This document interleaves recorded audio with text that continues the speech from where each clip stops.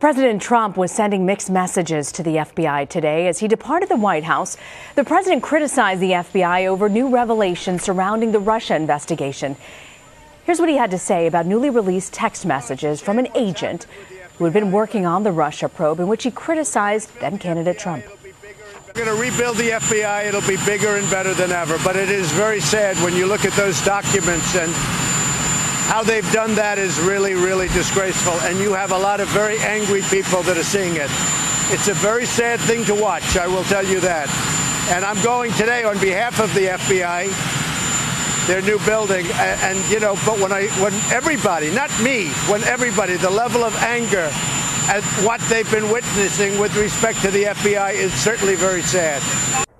That agent was critical of figures on the left, like former Attorney General Eric Holder and Bernie Sanders. But later, while addressing recent graduates of the FBI, he voiced support for the agency. The training you received at Quantico will give you that extra edge you need to defuse a threat, to disarm a criminal, and to deliver a child safely to her mother's arms. I am here not only to congratulate you, but to honor you for your courage and for your devotion. And I want you to know that with me as your president, America's police will have a true friend and loyal champion in the White House, more loyal than anyone else can be, I tell you. And you do that under the most difficult conditions. You very rarely get the recognition you deserve, I can tell you that. CBS News Justice reporter Paula Reid joins us now to discuss it all. Paula, how did the president's comments about the FBI square with his pro-law enforcement platform? This was a very pro-law enforcement speech. He talked about his support for law enforcement, the way they put their lives on the line every day, reference to recent attacks on their integrity. He said he will always stand behind them.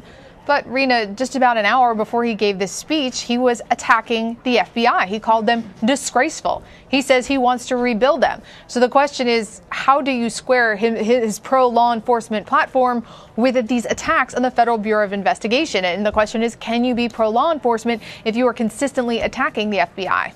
So who exactly was he speaking to? And did you get a sense of how the audience reacted to the speech?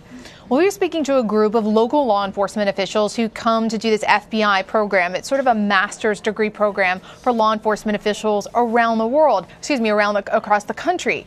And the speech did seem to be pretty well received. He was applauded at the outset when the FBI director referenced the president was there. He got a big round of applause. But again, this was a group of local law enforcement who happened to be at the FBI for this program. Overall, it appeared that the speech went over pretty well. And there's one issue that he addressed was returning military equipment to the police. Why is that so significant? That was a big issue under the Holder Justice Department, under the Obama administration. We saw a lot of issues with community police relations over the past several years in Ferguson, Baltimore, Chicago. And Attorney General Holder believed that when police came to some of these protests with military equipment, he argued that it was sort of antagonizing, and that perhaps to take the temperature down on some of these situations, the police didn't need to show up with tanks and some of this armor. But police would argue that there are other situations that they go into where they need this kind of equipment, where this might come in handy. This might even save lives. So a very controversial issue, and Sessions and the Attorney General Sessions and the president, they've reversed on this.